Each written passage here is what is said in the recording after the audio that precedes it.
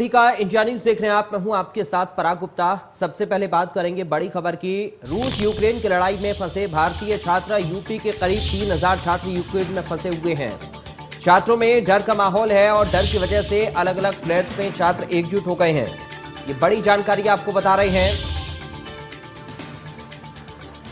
उत्तर प्रदेश के कई छात्र यूक्रेन में फंसे हुए हैं और डर की वजह से अलग अलग फ्लैट्स में एकजुट हो गए हैं छात्र। यूपी के करीब 3000 छात्र यूक्रेन में इस वक्त फंसे हुए हैं। ये बड़ी जानकारी इस वक्त आपको बता रहे हैं। रूस यूक्रेन की लड़ाई में भारतीय छात्र यूक्रेन में फंसे हुए हैं। यूपी के करीब 3000 छात्र यूक्रेन में इस वक्त फंसे हुए हैं, जानकारी मिल रही है। छात्रों में डर का माहौल बना हुआ है। जो स्थिति तनाव वाली वहां पर बनी है, इसकी वजह से छात्र घबराए हुए हैं। डर की वजह से अलग अलग फ्लैट्स में छात्र इकट्ठा हो गए हैं। करीब 3000 छात्र यूक्रेन में यूपी के फंसे हुए, इस तरह की जानकारी इस वक्त सामने आ रही है। ये बड़ी खबर इस वक्त आपको बता दें। रूस यूक्रेन की लड़ाई में भारतीय छात्र फंसे हुए हैं। यूपी के करीब 3000 छात्र यूक्रेन में फंसे हुए हैं। छात्रों में डर का माहौल बना हुआ है। डर की वजह से अलग अलग फ्लैट्स में छात्र एकजुट हुए हैं और यूपी के करीब 3000 छात्र यूक्रेन में इस वक्त फंसे हुए हैं।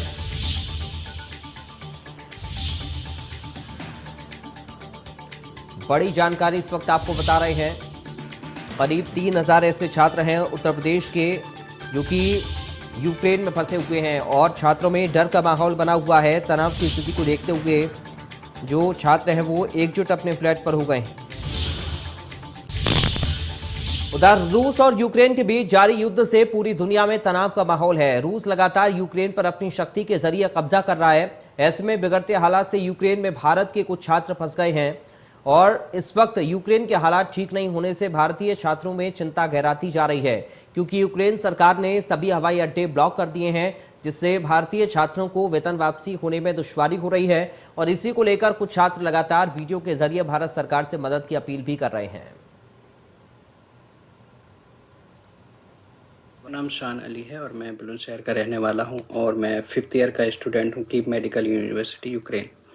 एंड अभी जो सिचुएशन है यहाँ बहुत ज़्यादा क्रिटिकल हो चुकी है आज से, क्योंकि रात जो बॉम्ब के धमाके सुने गए हैं उसकी वजह से बच्चे भी बहुत ज़्यादा डर में हैं और जो यहाँ के जो लोकल लोग हैं वो भी यहाँ से सामान पैक करके लिविव की तरफ, वेस्ट की तरफ जा रहे हैं।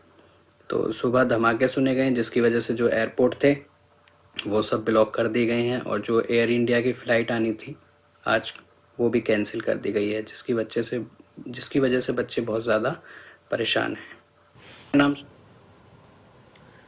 इस खबर पर संवाददाता राहुल गौतम हमारे साथ लाइव जुड़ गए हैं अधिक बातचीत और जानकारी के साथ। राहुल, फिलहाल क्या कुछ जानकारी मिल रही है? बताया जा रहा है कि लगभग 3000 छात्र उत्तर प्रदेश के हैं जो कि इस वक्त यूक्रेन में फंसे हुए हैं। क्या कुछ परिजन उनके कह रहे हैं? किस तरीके की मदद की गुहार लगाई जा रही है, क्योंकि लगातार बच्चों की वीडियोस भी हम देख रहे हैं? राहुल, देखिए, तकरीबन 20,000 भारतीय छात्र हैं जो कि फिलहाल यूक्रेन के जो बड़े बड़े शहर हैं, चाहे वो कीव है, चाहे वो खार्किव है, वहां पर फंसे हुए हैं, ओडेसा है और ये तमाम जो शहर हैं, यहाँ पर कई सारी यूनिवर्सिटीज हैं जहां पर मुख्यतः बच्चे भारतीय स्टूडेंट्स जी पढ़ाई करने के लिए गए थे और बताया जा रहा है कि तकरीबन 3000 बच्चे हैं जो उत्तर प्रदेश आते हैं। फिलहाल स्थिति ये है कि यूक्रेन के अंदर नोटैम जारी कर दिया गया है, यानी नोटिस टू एयर मिशन, यानी जो वहां का एयर स्पेस है वहां पर किसी भी जो सिविलियन प्लेन्स हैं उनको उड़ने की इजाजत नहीं है, केवल सैन्य जो एयरक्राफ्ट हैं उनको उड़ने की इजाजत है। इसी वजह से आज जो हमारा प्लेन गया था एयर इंडिया का अपने छात्रों को वापस निकालने के लिए, वो वापस लौट आया है बिना वहां पे लैंड किए। तो आप साफ समझ सकते हैं कि वहां पे किस तरीके के हालात बने हुए हैं। जो छात्र हैं वो लगातार गुहार लगा रहे हैं सरकार से कि किसी भी तरीके से उनको इवैक्यूएट किया जाए। कई छात्र जो इंडियन एम्बेसी है यूक्रेन में कीव के अंदर, वहां पर जाकर उन्होंने बात करने की कोशिश कर रहे हैं कि आखिर सरकार किस तरीके से, भारत सरकार किस तरीके से उनको बाहर निकालेगी। हालांकि भारत सरकार ने साफ कर दिया है कि वो लगातार इंगेज कर रही है यूक्रेन सरकार के साथ में कि किसी भी तरीके से चाहे इन लोगों को बाय रोड किसी पड़ोसी मुल्क में ले जाया जाए और वहां से इवैक्यूएट किया जाए। किसी भी तरीके से सरकार ये चाहती है कि इन तमाम छात्रों को जो भी वापस आना चाहते हैं उनको वापस लाया जाए।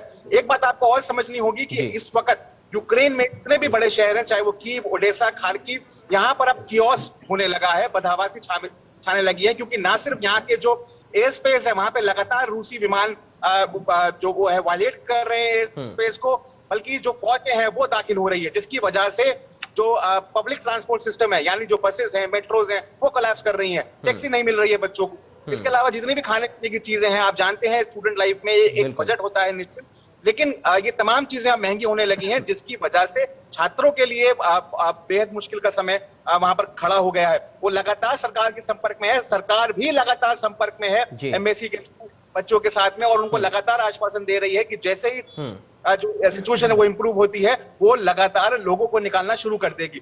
लेकिन फिलहाल स्थिति ये है कि हमारे तकरीबन 20,000 स्टूडेंट्स, भारतीय बच्चे जो वहां पढ़ने के लिए गए थे, वो फंसे हुए हैं, जिसमें बड़ी तादाद उत्तर प्रदेश के छात्रों की भी है।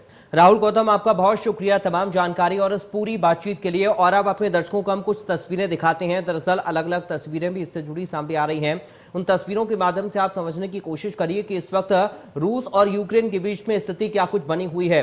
दरअसल रूस ने यूक्रेन पर हमला कर दिया है और यूक्रेन में धमाकों की आवाज सुनाई दे रही है। जो छात्र हैं वो धमाकों की आवाज से काफी ज्यादा इस वक्त डर के साए में हैं, और हमने जैसा कि आपको बताया कि अलग अलग फ्लैट्स में छात्र इकट्ठा हुए हैं। जो एम्बेसी है वहां पर जाने की लगातार कोशिश भी वो लोग कर रहे हैं, बातचीत कर रहे हैं, भारत आने का प्रयास लगातार कर रहे हैं। ये जानना चाह रहे हैं कि आखिर क्या कुछ स्ट्रेटजी बनाई जा रही है भारत सरकार की ओर से उनको वहां से निकालने के लिए। सड़कों पर जाम की स्थिति आप तीसरी तस्वीर में देख सकते हैं किस तरीके से यहाँ पर स्थिति, और देखिए धुएं का गुबार भी साफ तौर पर उड़ता हुआ नजर आ रहा है, क्योंकि कई ऐसे बेस हैं जहां पर रूस ने हमला कर दिया यूक्रेन के, और उसके बाद अंतर्राष्ट्रीय जो उड़ानें हैं वो इससे बाधित हो गई हैं, क्योंकि जो एयरपोर्ट्स हैं यूक्रेन के सरकार ने उन सभी को ब्लॉक कर दिया है।